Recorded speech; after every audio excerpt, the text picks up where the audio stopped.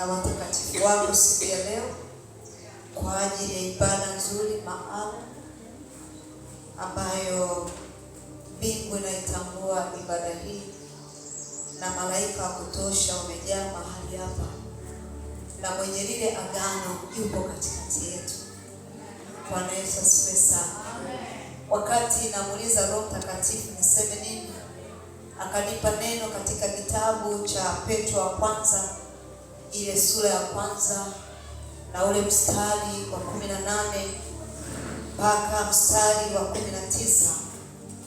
Petro wa kwanza au waraka wa kwanza wa Petro, ile sura ya kwanza na ule mstari wa 18 mpaka 19. Yes, waraka wa kwanza wa Petro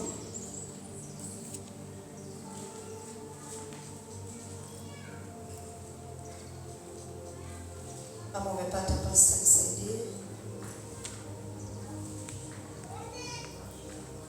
Tutasoma kitabu cha waraka wa kwanza wa Petro sura ya kwanza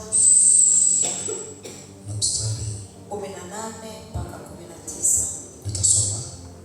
Nanyi mfahamu kwamba mlikombolewa si kwa vitu viharibikavyo, kwa fedha au dhahabu, mpate kutoka katika mwenendo wenu usiofaa mliopokea kwa baba zenu, bali kwa damu ya thamani kama ya mwana kondoo asiye na ila, asiye na waa, yaani ya Kristo. Asante Pastor. Kama unaandika, andika tumekombolewa kwa damu ya Yesu. Amen. Tumekombolewa kwa damu ya Yesu. Wakati Roho Mtakatifu ananipa hili neno, nilikuwa najaribu kutafakari mambo mengi sana, na kuna maneno mazito kidogo leo ninaweza nikazungumza kadiri vile atakavyo nisaidia. Tumekombolewa kwa damu ya Yesu Kristo. Biblia inasema Petro alikuwa analikumbusha kanisa, anawakumbusha watu, anawakumbusha ulimwengu.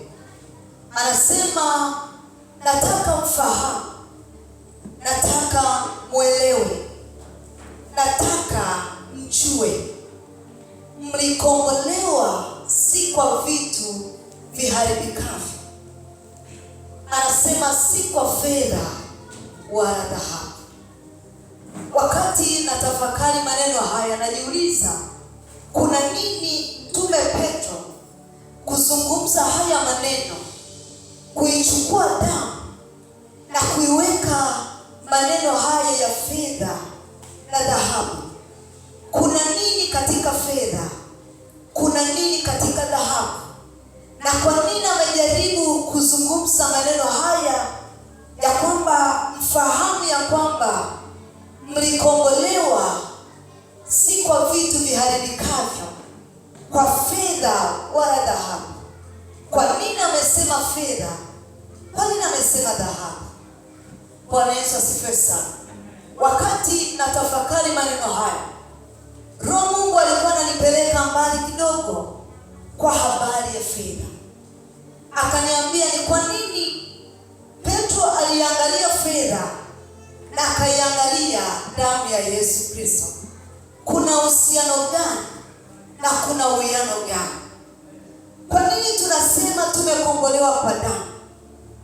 Najua hilo unalijua kwa sababu umeshafundishwa sana. Ni kwamba tulikuwa katika utumwa, lakini damu ya Yesu ilikuja kutuokoa na kutukomboa. Najua hilo nalijua. Bwana Yesu asifiwe. Lakini leo kitu ambacho nataka tukizungumze ni juu ya huu mstari pia. Kuna nini katika fedha na dhahabu? Wakati natafakari maneno haya, Roho Mungu alijaribu kunipeleka katika mambo mbalimbali. Akajaribu kuniambia kwamba katika huu ulimwengu kitu ambacho ni kikubwa, kina thamani kubwa kwa wanadamu na ulimwengu ni fedha na ni dhahabu. Bwana Yesu asifiwe sana.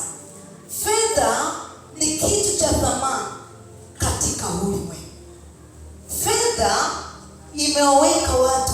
mbali na Mungu katika ulimwengu. Fedha imewatenga mbali na Mungu watu. Fedha imeuza utu wa watu katika maisha. Bwana Yesu asifiwe. Fedha imesababisha migogoro katika familia na kwenye maisha za watu. Kwa nini? Ni kitu cha thamani katika ulimwengu. Fedha imesababisha kutokuwa na thamani kwa wale ambao hawana. Bwana Yesu asifiwe. Fedha imetubagua, imetutenganisha. Kwa wale ambao wanazo wanaonekana bora kuliko wale ambao hawana. Fedha ina uwezo wa kumtoa mtu nyuma na kumleta mbele. Fedha katika ulimwengu ina thamani. Bwana Yesu asifiwe sana. Fedha imesababisha Yesu Kristo kuuzwa kwa vipande vya fedha. Fedha imesababisha mambo mengi katika ulimwengu. Utajiri na heshima za ulimwengu zimesababisha mambo mengi katika maisha ya wanadamu, kuwatenga mbali na Mungu. Hata Yesu alipokuja katika ulimwengu, kitu cha kwanza akiwa kule mlimani, katika mlima wa majaribu, Biblia inasema shetani alimtokea akamwambia, fedha na utajiri huu wote wa ulimwengu nitakupatia utakapoanguka kunisujudia. Fedha katika ulimwengu ni kitu cha thamani. Ndio maana yule ambaye hana anajisikia mpweke, anajisikia kusononeka. Bwana Yesu asifiwe. Kuna kitu nataka nikufundishe. Fedha ni kitu cha thamani. Mwambie jirani yako, fedha ni kitu cha thamani. Fedha katika makanisa imetubagua, imetutenganisha. Wenye nazo wanakaa mbele, wasiokuwa nazo wanakaa nyuma. Fedha imewaleta watu mahala ambapo hawakustahili kuwapo, lakini kwa sababu ya pesa wamekaa hapa. Sijui kuna ngapi wananielewa mpaka hapa. Fedha si kitu cha kawaida katika ulimwengu. Fedha imewaangusha watu wengi waliokuwa mashujaa na majemadari kwa Bwana. Fedha imewatoa watu kwa Mungu. Wakati mwanzo wanamtafuta Mungu, walimwendea kwa unyenyekevu. Walipozipata fedha, zikawaweka mbali na Mungu. Kwa hiyo fedha ni kitu chenye nguvu katika ulimwengu, na dhahabu ni kitu chenye nguvu katika ulimwengu. Bwana Yesu asifiwe sana. Ili uwe nazo na Mungu akiwa amekupatia, lazima uwe na hekima ya kiungu, jinsi ya kuweza kwenda na Mungu ukiwa na hizo fedha, kwenda na Mungu ukiwa na huo utaji. Bwana Yesu asifiwe sana.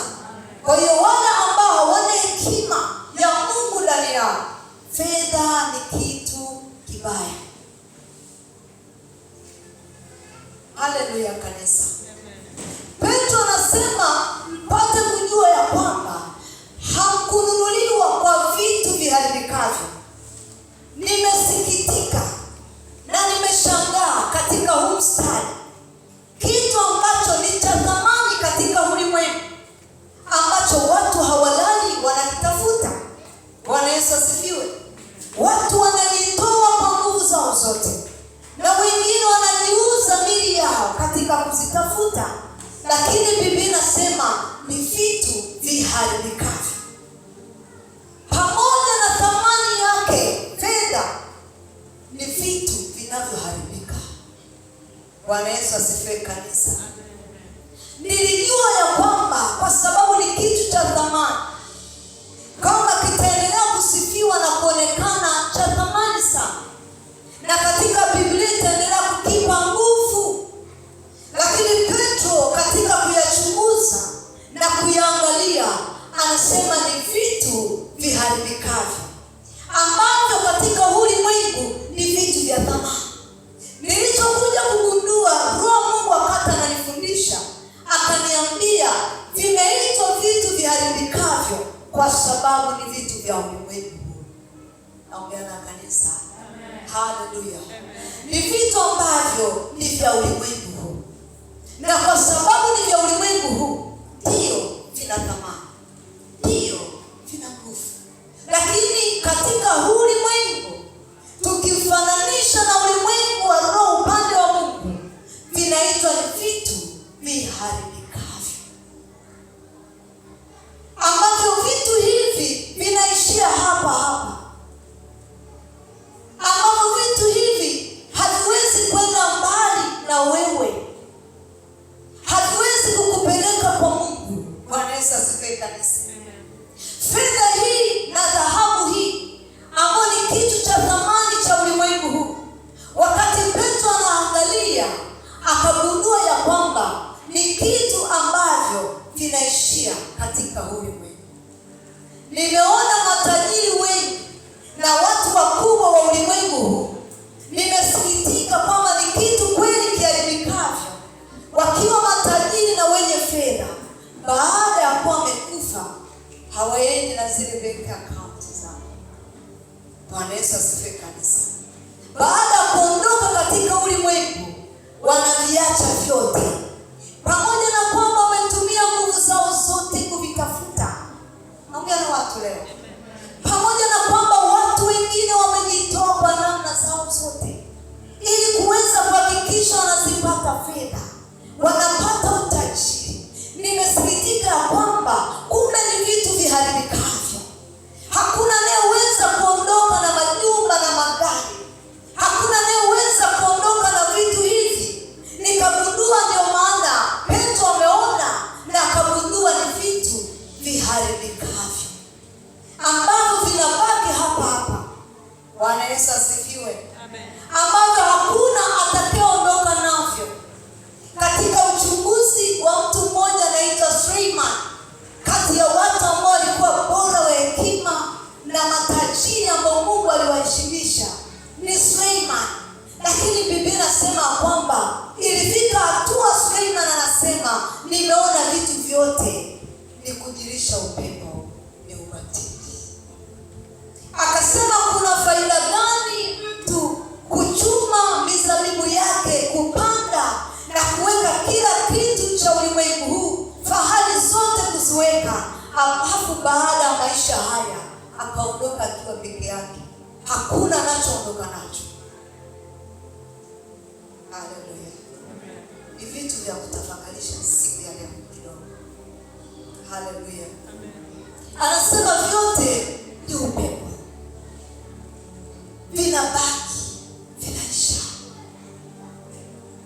Fedha haiwezi kununua roho ya mwanadamu, ila fedha ina uwezo wa kuua roho ya mwanadamu, ila fedha haiwezi kuhuisha roho ya mwanadamu. Hakuna kitu cha thamani na cha muhimu kwa mwanadamu kama roho yake. Bwana Yesu asifiwe kanisa. Amen. Hakuna kitu kizuri, hakuna kitu cha muhimu kama roho yako. Mungu hawezi kusikitika kwa wewe kutokuwa na fedha. Mungu hawezi kusikitika kwa wewe kutokuwa tajiri. Mungu anasikitika kwa upotevu wa roho yako. Mungu anaugua, analia machozi kwa roho ya mwanadamu mmoja ikipotea. Ndio maana sema mwanadamu mmoja au mtu mmoja akiokoka, kwake mbinguni ni furaha na ni shangwe. Lakini si kwa tajiri mmoja kupoteza utajiri wake ikawa furaha na shangwe mbinguni. Bwana Yesu asifiwe sana. Lakini kwa mtu mmoja akimpokea Yesu, akimrudia Mungu, ni furaha na shangwe. Yaani mbinguni wanaacha waliokuwa wanayafanya, wanaanza kufurahia na kusherehekea roho ya mtu mmoja aliyemrudia. Fedha haiwezi kununua roho ya mwanadamu. Bwana Yesu asifiwe sana. Ndio maana Petro anasema katika kuchunguza na kuangalia, anasema fedha na dhahabu ni vitu viharibikavyo,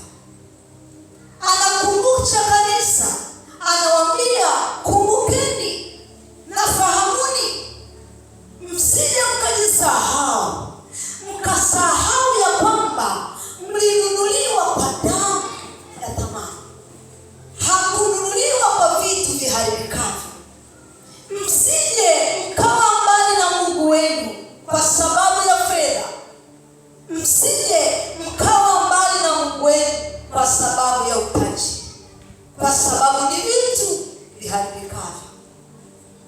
Hivi vyote vinaweza kupotea. Nikasikitika siku moja, nikawa naangalia kwenye mtandao tajiri mmoja katika nchi fulani. Yeye amekufa, anasema kwamba atakapokufa yeye anatoa maagizo watu wamzike na gari lake, maana ni la fahari sana. Anaweza sema. Alafu watu wamemweka mle, wanataka wamzike na gari. Anaweza sifiwe. Akidhani ya kwamba yamkini katika kukaa kwenye lile gari itakuwa ndio tiketi au spidi ya kumpeleka miguu. Kumbe ni ubatili. Anaweza sifiwe. Nikasikitika ya kwamba fedha ni kitu cha kupotea, ni kitu ambacho hakina thamani katika ufalme wa Mungu kama tunavyokichukulia sisi. Haleluya. Amen. Ninaposema hivyo simaanishi uhitaji fedha, ila ninachokwambia usiabudu fedha na usipe nguvu fedha, kwa sababu ni kitu kinachoharibika, ni kitu ambacho Petro alikiona kinaishia hapa, hakiwezi kukupeleka kwa Mungu. Anawaambia mmenunuliwa kwa damu, mpate kutoka katika mienendo yenu mliorithi kwa baba zenu. Bwana Yesu asifiwe. Hakuna fedha ambayo iliweza kuwanunua nini, kwa sababu fedha inaweza kununua chochote katika ulimwengu. Kuna vitu inaweza kununua fedha katika ulimwengu. Ukiwa na fedha una uwezo wa kununua magari, majumba. Bwana Yesu asifiwe. Lakini fedha haiwezi kununua roho ya mwanadamu. Ndio maana Mungu katika kuangalia kwake kote aliona hakuna chenye thamani kinachoweza kuinunua au kuirejesha roho ya mwanadamu kwake, kwa sababu sisi tulikuwa hakika tumepotea. Naongea na watu, hakika sisi tulikuwa tumepotea. Tulipomtenda Mungu dhambi, tulipoingia kwenye makosa, tukasababisha Mungu kuwa mbali na sisi, tukaiuza haki yetu kwa shetani kwa uhalali. Alikuwa anatushambulia kihalali kwa sababu ya dhambi. Bwana Yesu asifiwe kanisa.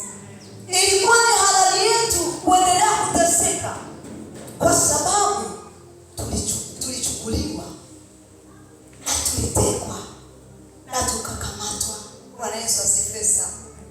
Unajua, wakati najaribu kuwaza kuhusu ukombozi, nilijaribu kuwaza kwa mfano huu. Utanielewa. Amina. Ni sawa na mtu ameenda dukani, amejikopesha vitu vyenye thamani kiasi fulani, alafu baadaye akawa amepewa labda muda, ni mfano tu lakini nafanani, lakini nataka upate kitu, alafu umepewa muda wa kulipa. Yule mtu ifikie muda wa kulipa asiweze kulipa. Bwana Yesu asifiwe sana. Alafu yule mtu amwambie hivi, ninakupeleka kukushtaki, au ninachukua kila kitu chako, hata ambacho kiko juu ya ile thamani ya vile vitu ambavyo alikuwa navyo, alivyochukua. Bwana Yesu asifiwe sana. Hiyo ndio maana ya ukombozi, ya kwamba sisi tulikuwa tumechukuliwa kwa makosa yetu. Tulikuwa tu watumwa kihalali. Shetani alikuwa hatuonei kimakosa, kwa sababu Adamu kwa kutokutii ile sheria ambayo Mungu alikuwa amempa, na akajikuta ameuza ufalme wake, ameuza mamlaka yake. Bwana Yesu asifiwe kanisa. Kwa hiyo ilikuwa ni halali. Tunaposema tumekombolewa, ni kwamba yupo aliyekuja kutugharamikia ili tuweze kutoka katika ule utumwa. Yupo aliyefanyika sadaka kwa ajili ya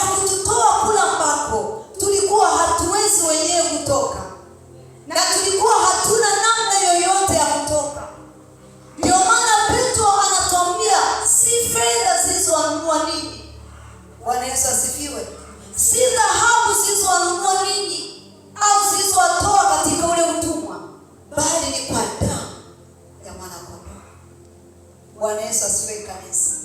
Kuna vitu leo nataka uvijue na uvigundue ya kwamba damu ya Yesu ni kitu cha thamani sana katika maisha yako kama Mkristo.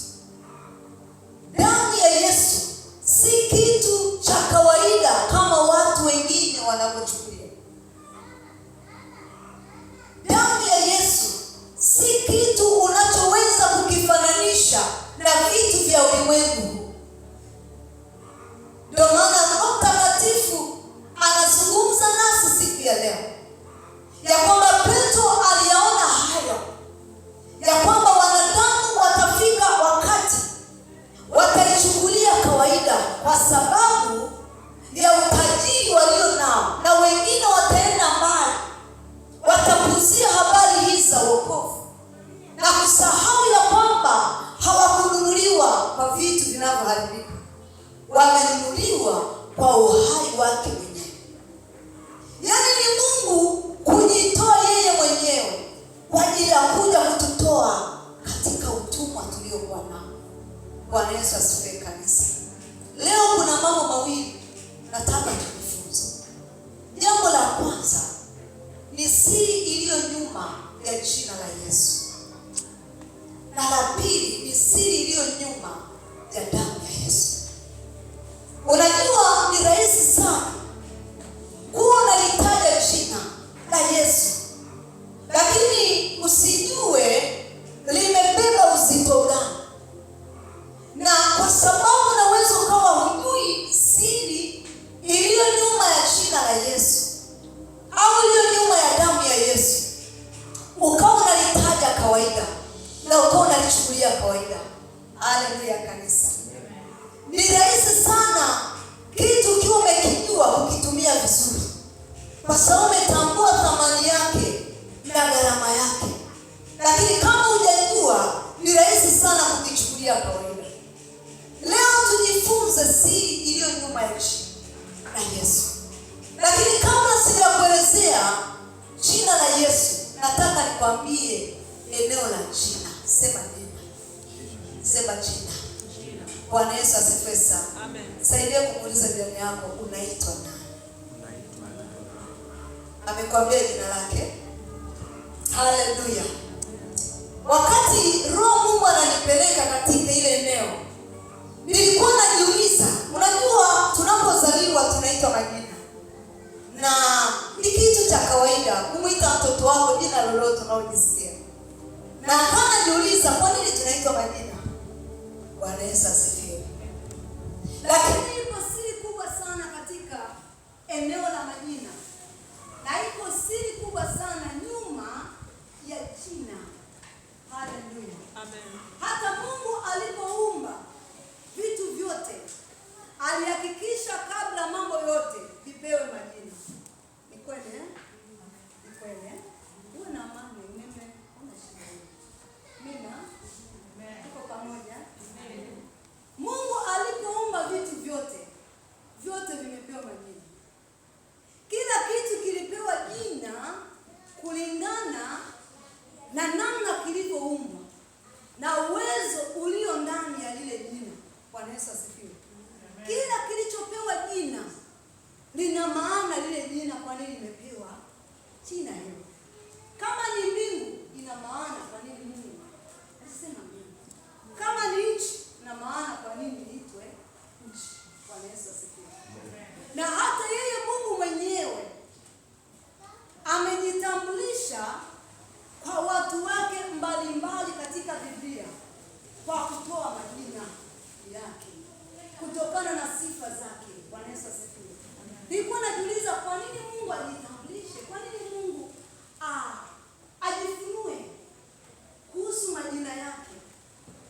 Lakini kila alichokuwa Mungu anajifunua kwa watu wake au watumishi wake alikuwa na maana. Kwa jina si kitu cha kukuzia. Hata Mungu ana majina. Mwambie jirani yako, Mungu ana majina mengi. Mungu ana majina mengi. Bwana Yesu asifiwe sana. Kwa hiyo si kitu cha kukuzia na si kitu cha kawaida katika ulimwengu wa roho. Kwa sababu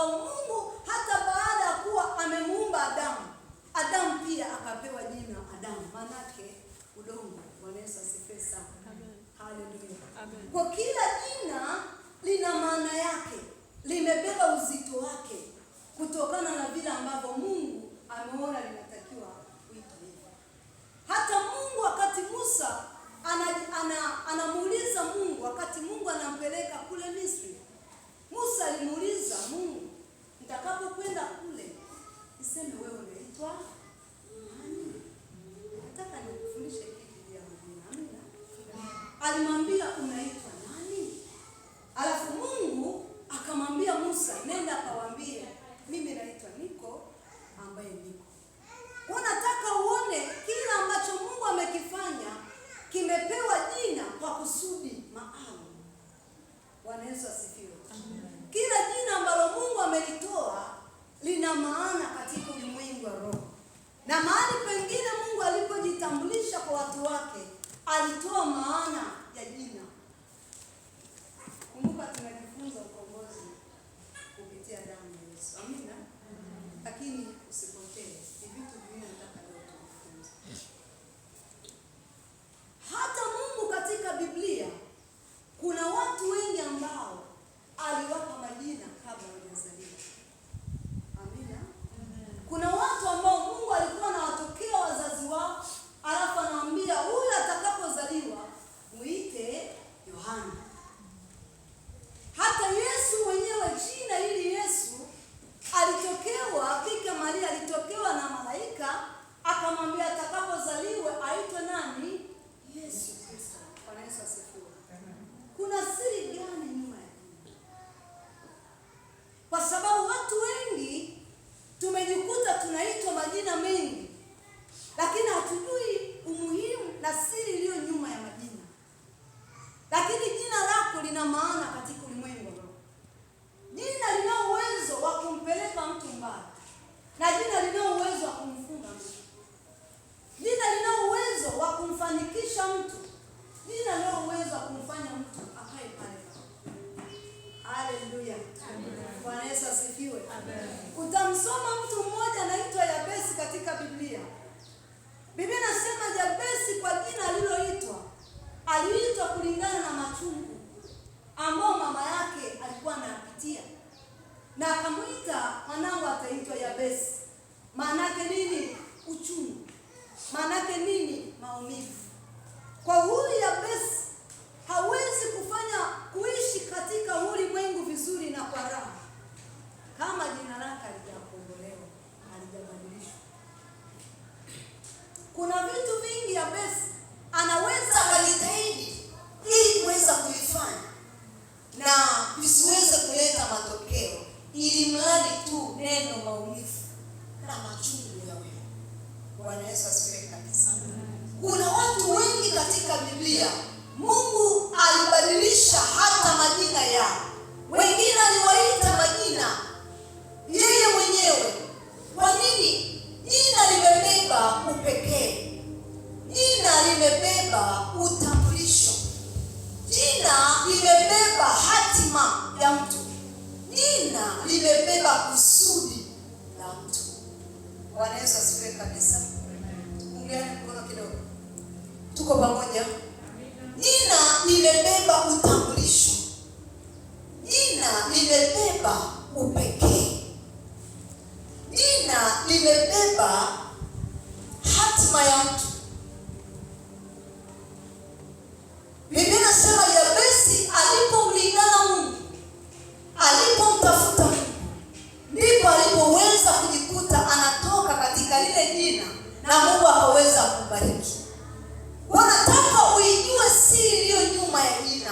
Bwana Yesu asifiwe sana. Kwamba hatuiti majina kwa bahati mbaya. Na wewe jina ulilopewa lazima uliangalie. Je, hili jina linaweza likakupeleka pale ambapo Mungu anataka ufike? Kwa sababu nyuma ya jina ipo siri. Jina lina uwezo wa kuwa linamvuta mtu kuto kufikia hatima yake. Utaelewa. Bwana Yesu asifiwe. Haleluya kanisa. Yakobo katika kujitahidi kwake kote kwenye maisha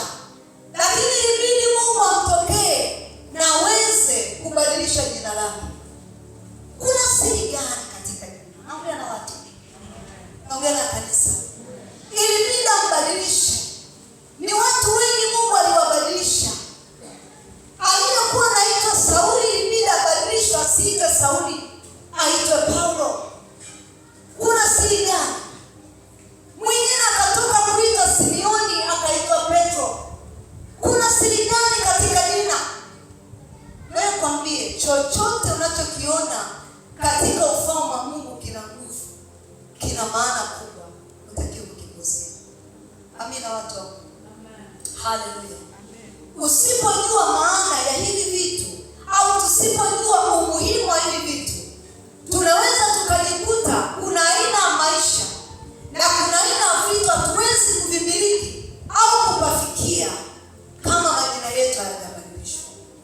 Imagine Mungu anamjua Yakobo siku zote, lakini haraka sana Mungu aweze kumbadilisha Yakobo na kumwinua Yakobo ili aweze kuitwa Israeli. Anabadilishwa kwanza, anatoka katika hili jina, anaitwa jina lingine. Abrahamu anatoka katika nyumba ya baba yake akiitwa Abraham, anarudi kule ili Mungu aweze kumbariki, anambadilisha, anamwambia utaitwa Abraham, utaitwa Ibrahim. Bwana Yesu asifiwe sana. Nini maana hivi vitu? Vina maana kubwa katika ulimwengu wa roho. Kwa hiyo tunapotaja jina la Yesu, usije ukafikiri ni kitu cha kawaida. Ipo siri nyuma ya jina, na ipo siri nyuma ya jina lako pia. Haleluya, haleluya. Nimebadilisha watu wengi majina katika utumishi wangu. Kuna wengine tunakutana nao wanaitwa kina Mashaka. Ukianza kuangalia historia ya maisha yake yamejaa mashaka na wasiwasi. Huyu mtu hawezi kulifikia kusudi. Ongea na watu. Ni mpaka badilishiwa utambulisho wake wa kiroho. Kuna watu wengi tumebatiza majina, walikuwa wanaitwa majina mengi cha usiku. Hata kuna mtoto hapa alikuwa anaitwa cha usiku. Bwana akambadilisha jina. Bwana Yesu asifiwe kanisa. Amen. Nini maana yake? Huyu mtu hawezi kupiga hatua zozote ni mpaka abadilishwe jina. Kuna aina ya watu ambao tuko mahali hapa, wengine wanahitaji kubadilisha hilo jina lililoitwa na bibi yako. Inawezekana kuna uhalali ambao upo unakutesa. Kila ninapotaja hilo jina, kama linakombolewa, unajikuta unaishi katika maisha na vifungo vya bibi yako. Ni utambulisho. Tumia na watu. Haleluya. Kwa hiyo usidharau jina. Kuna siri gani nyuma ya jina la Yesu? Jina Yesu kwa Kiswahili ni Yesu, kwa Kiingereza ni Jesus, lakini kwa Kiebrania ni Yeshua. Bwana Yesu asifiwe. Amen. Haleluya kanisa. Amen. Maana yake yawe Mwokozi au mwokoaji au wokovu. Bwana Yesu asifiwe. Kwa hiyo hili jina halijaitwa tu kwa maana limeitwa, lina kusudi, lina purpose. Mabega yangu lina kusudi, limebeba maana katika ulimwengu wa roho. Hajaitwa Yesu kwamba ni Yesu tu. Kwanza walikuwepo akina Yesu katika karne ile. Bwana Yesu asifiwe sana. Walikuwepo akina Yesu wengi katika ile karne walikuwa wanaitwa, lakini Yesu alitofautishwa kwa kuitwa Yesu wa Nazareti. Bwana Yesu asifiwe sana. Haleluya. Lakini kuna nini ambacho kimemtofautisha na akina ba Yesu? Na yuko mwanafunzi mwingine ambaye alikuwa na Paulo anaitwa Yusto, alikuwa anaitwa Yesu. Bwana Yesu asifiwe kanisa. Lakini nini ambacho kimemtofautisha nafsi ya Yesu au jina la Yesu na utambulisho wake, Yesu wa Nazareti? Nini kilichomtofautisha? Haleluya kanisa. Fungua na mimi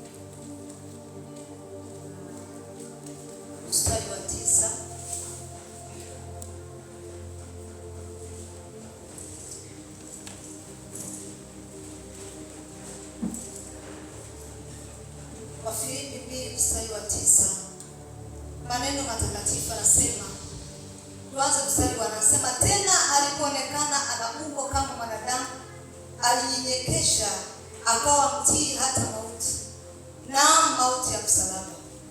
Mstari wa 9, kwa hiyo tena Mungu alimwadhimisha mno, akamkirimia jina lile lipitalo kila jina, ili kwa jina la Yesu kila goti lipigwe, na vitu vya mbinguni na vya duniani na vya chini ya nchi, na kila ulimi ukiri ya kuwa Yesu Kristo ni Bwana wa utukufu.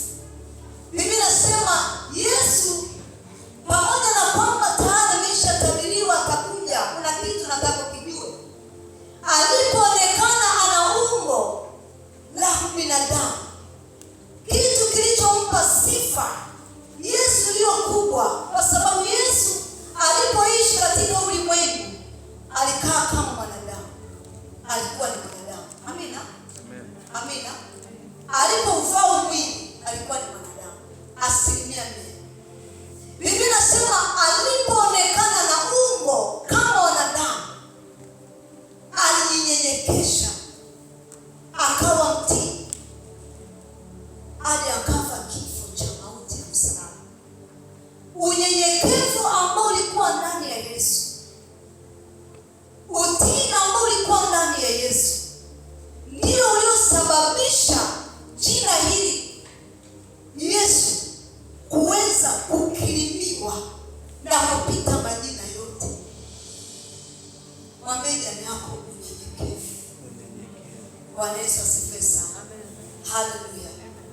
Siri ambayo ilibeba jina la Yesu ni yule unyenyekevu ambao Yesu alikuwa nao, alikuja nao katika ulimwengu.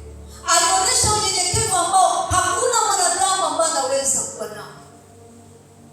Na alipojiona amevaa mwili wa binadamu, aliishi maisha ya unyenyekevu. Na kitendo cha unyenyekevu mpaka akakubali kufa mauti ya msalaba. Unajua mauti ya msalaba ni mauti ya aibu. Bwana Yesu asifiwe sana. Kifo cha aibu, kifo cha adabu, na ni mtu asiye na hatia, lakini kwa sababu yangu mimi na wewe alikubali kubeba, alikubali kunyenyekea. Hata alipotemewa mate, alipopigwa mijeledi, alikuwa mtii. Bwana Yesu asifiwe sana. Alikuwa mnyenyekevu, kwamba Baba, kila ambacho umenituma nije kukifanya, ninakuja kukifanya, na lazima nikikamilishe. Bwana Yesu asifiwe.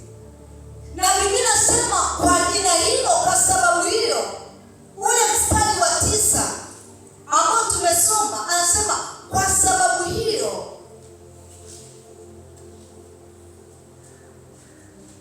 Haleluya. Na kwa sababu hiyo anasema hiyo tena Mungu alimwadhimisha mno, akamkirimia jina lile lipitalo kila jina. Kwa sababu ya ule unyenyekevu ambao ulikuwa ndani ya Yesu, Mungu alimkirimia jina lipitalo majina yote.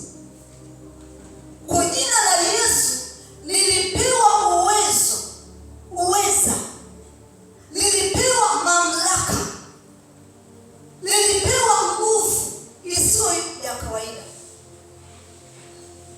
Nyuma ya jina la Yesu ipo mamlaka. Kwa nini? Limeadhimishwa mno kwa sababu ya ule utii, kwa sababu ya ule unyenyekevu aliokuwa nao hapa duniani akiwa mwanadamu. Bwana Yesu asifiwe. Na kwa sababu hiyo jina lake likawa jina ambalo limebeba mamlaka kamili. Ndio maana anasema ili kwa hilo jina kila goti lipigwe, na kila ulimi ukiri ya kwamba Yesu Kristo ni Bwana. Haleluya kanisa. Haleluya. Kwa hiyo kitu ambacho nitamani kijue ni kwamba jina la Yesu si la ambayo imelibeba, si la ambayo imebebwa nyuma ya jina la Yesu ni mamlaka.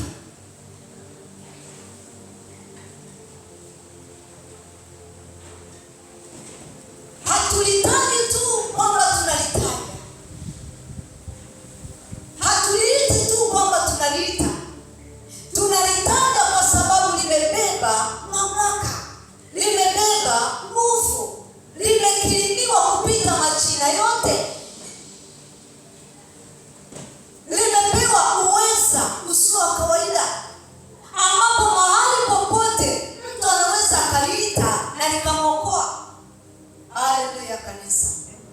Ambapo mtu yoyote anaweza akawa katika hali ya hatari na akaweza kufunguliwa.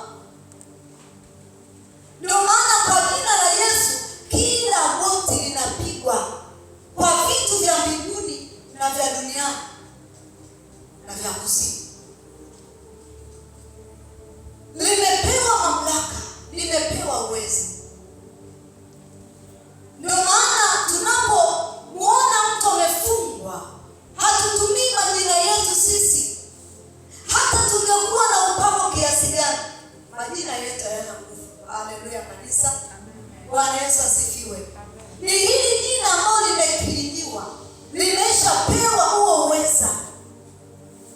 Jina ambalo likitajwa uzimu inatetemeka, likitajwa mbinguni inachua, likitajwa duniani inachua ya kwamba jina hilo tajwa si la kawaida. Ukilitaja jina la Yesu umeigusa mbingu. Naongea na kanisa. Haleluya. Ukilitaja jina la Yesu Kristo umeigusa mbingu. Kupokea msaada wa kimwili ni rahisi, kwa sababu tayari limeshapewa, tayari liko katika hiyo hali. Siku moja kuna wanafunzi walimwona Paulo alikuwa yupo anaombea mtu akiwa na mapepo. Bwana Yesu asifiwe. Nao wakasema hapana, hebu twende leo twende na sisi tukajaribu. Bwana Yesu asifiwe sana. Wakalitumia jina la Yesu, wakamwambia wewe pepo, tunakuapisha utoke kwa jina la Yesu Kristo anayehubiriwa na Paulo. Haleluya. Lile pepo lilimwambia hivi, Paulo tunamjua na Yesu tunamfahamu, ninyi ni akina nani? Mapepo yanamjua Yesu, ukimtaja yanaelewa. Shida zinamjua uwezo wa Yesu, kwa jina Yesu. Magonjwa yanamjua uzito na uweza ulio ndani ya jina la Yesu. Chochote cha ulimwengu huu kinajua. Ndio maana sema ili kila goti lipate kupigwa kwa jina la Yesu. Kwa hiyo siri ambayo imebebwa nyuma ya jina la Yesu ni mamlaka.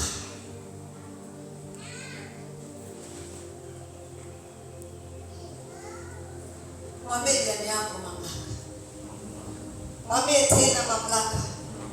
Haleluya kanisa. Wangapi tunaelewana?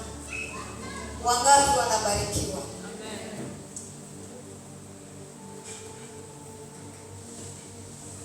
Fungue Biblia zetu kwa sababu ya mambo mengi ambayo kwa mbele yetu siku ya leo.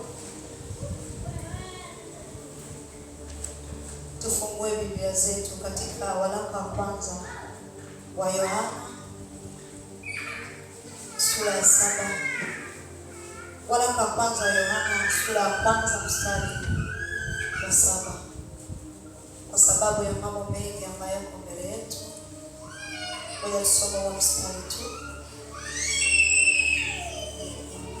Waraka wa kwanza wa Yohana sura ya kwanza mstari wa 7.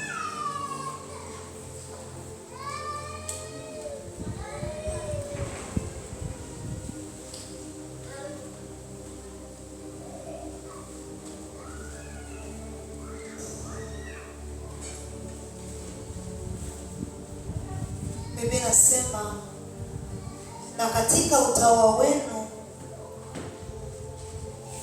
sorry.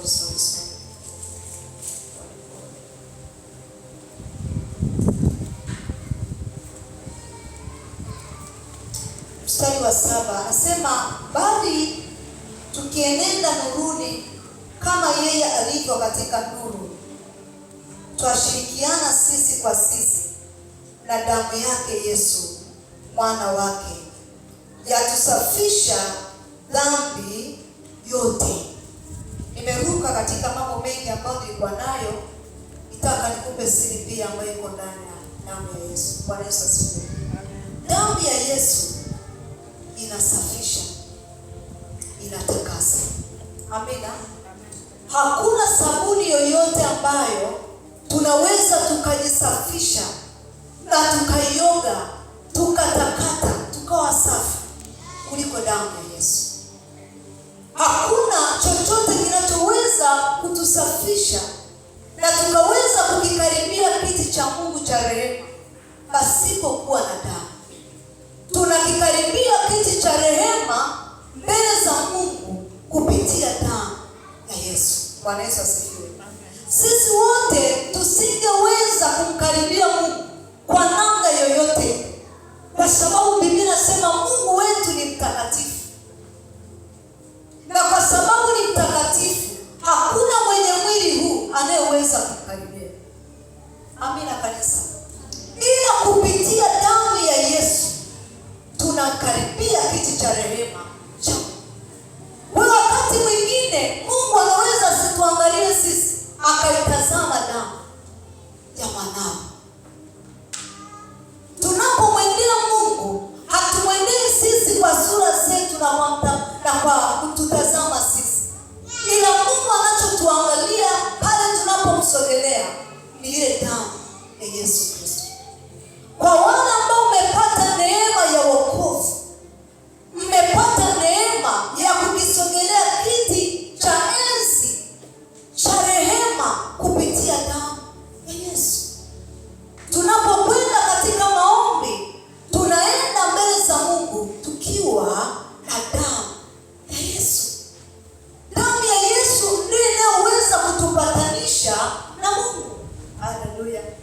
Damu ya Yesu ndiyo inayoweza kutukaribisha kuwa karibu na Mungu.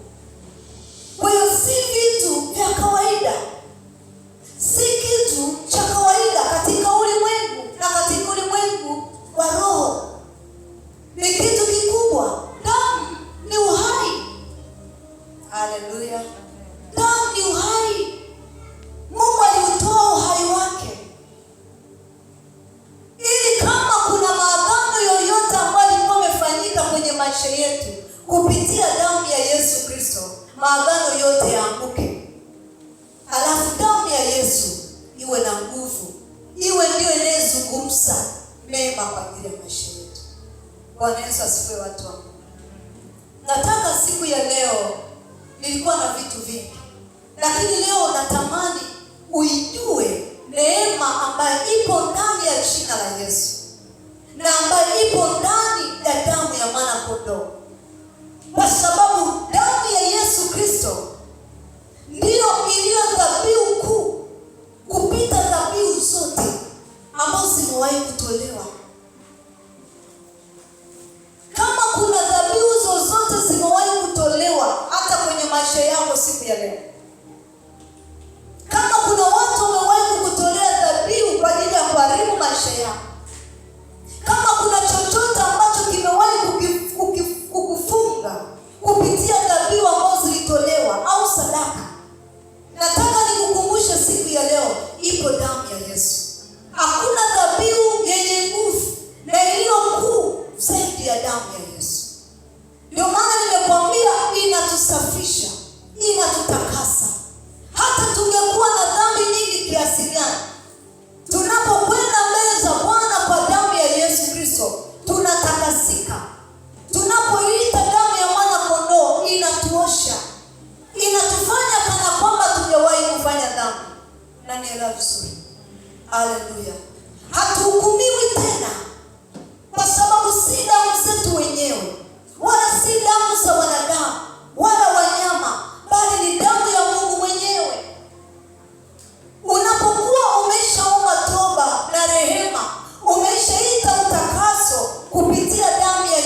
Kristo, mtu yoyote asikuhukumu tena, na wewe usijihukumu tena. Bwana Yesu asifiwe sana.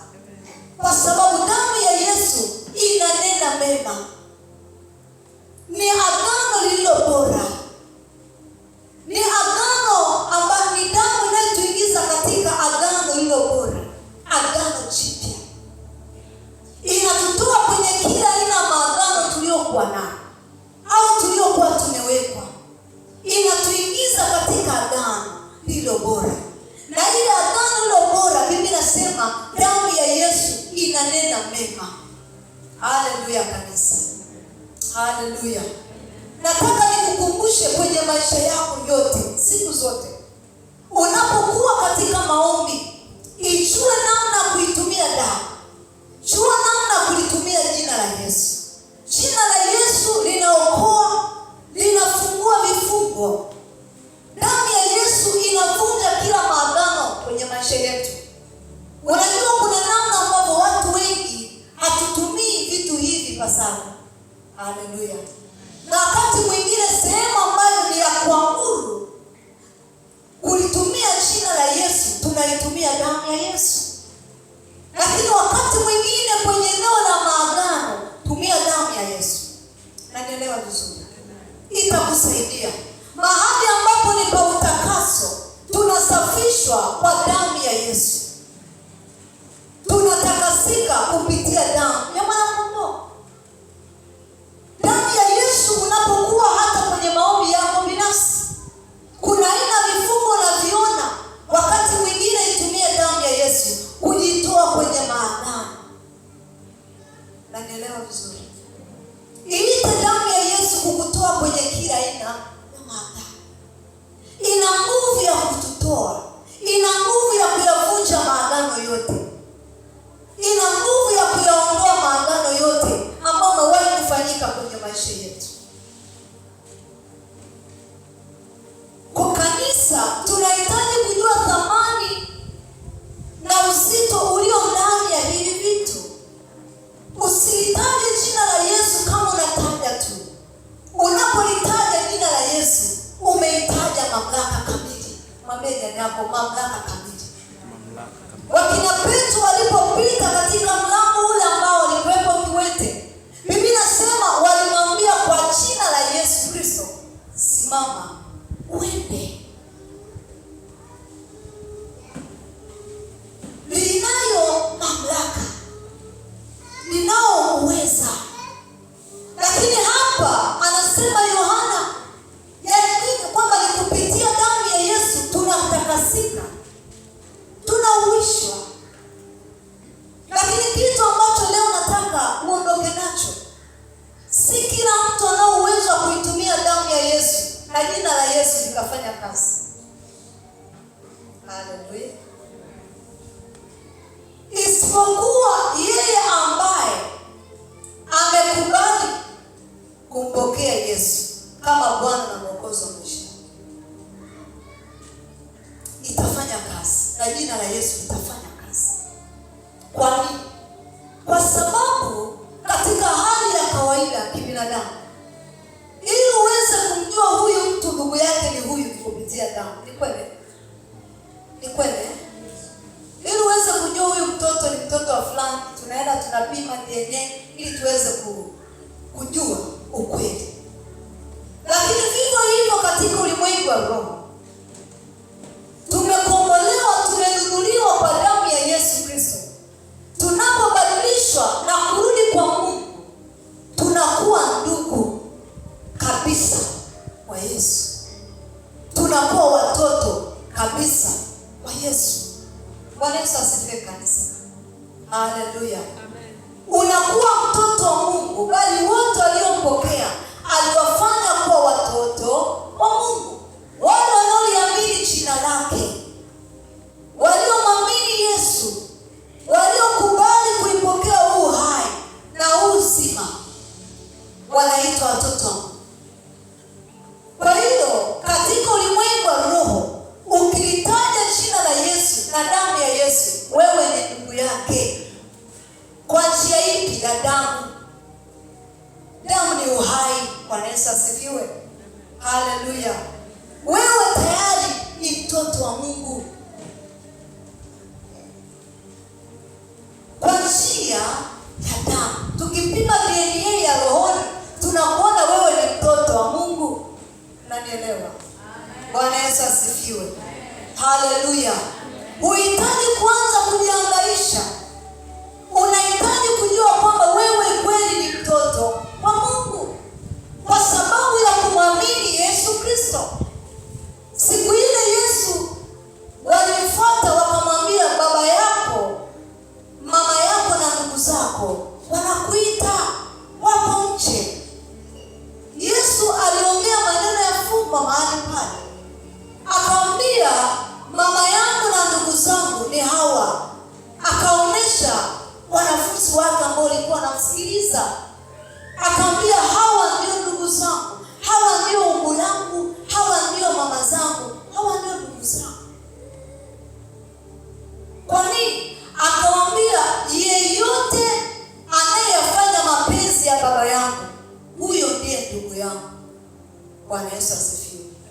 Kwa hiyo wewe ambao umemkubali Yesu Kristo, nataka nikupe uhakika na nikukumbushe, hakika wewe ni mwana wa Mungu. Kwa njia ipi? Ya damu ya Yesu Kristo. Haukustahili, sikustahili, ila kwa pendo la Mungu limestahilisha. Tumefanywa kwa watoto wa Mungu. Unapomwendea Mungu, mwendee kama baba yako. Haleluya. Nenda kama mtoto mbele za baba.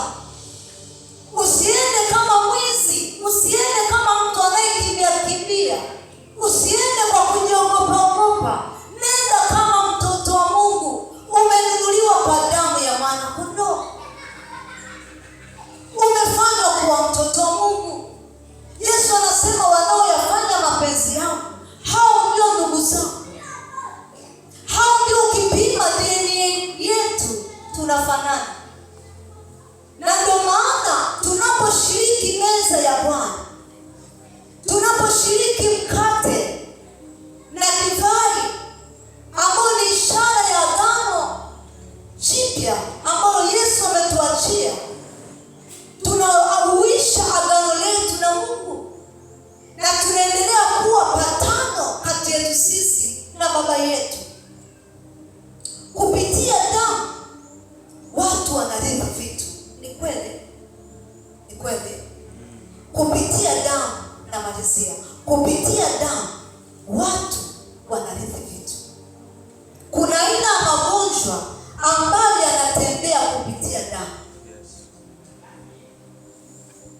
Kuna aina ya vitu vibaya ambavyo vinatembea kupitia damu, ambapo watu wanarithi kutoka kwa mababu zao. Kupitia damu vinatembea. Ni magonjwa, ni umaskini. Kuna vitu vipo katika damu yenu.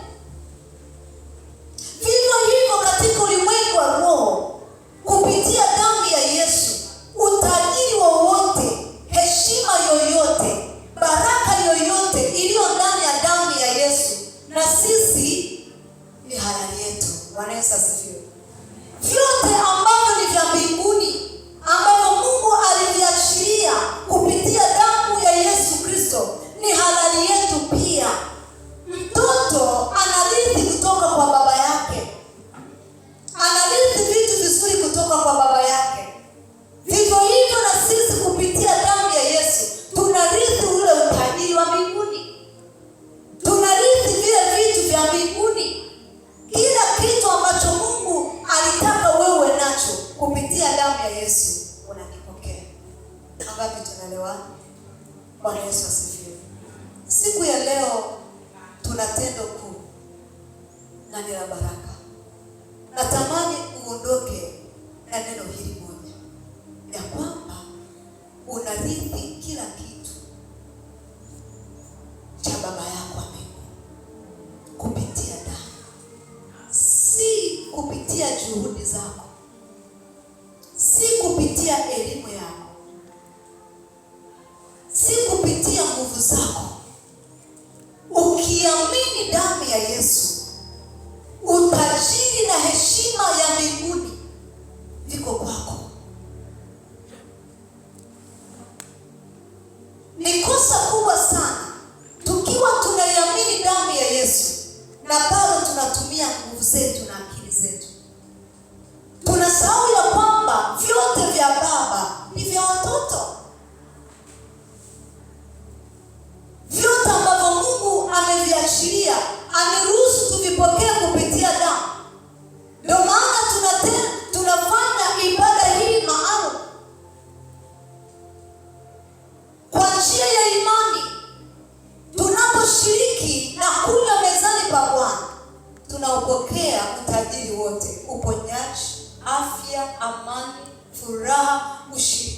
kati yetu sisi na baba yetu, vyote tunavipokea kwa Mungu.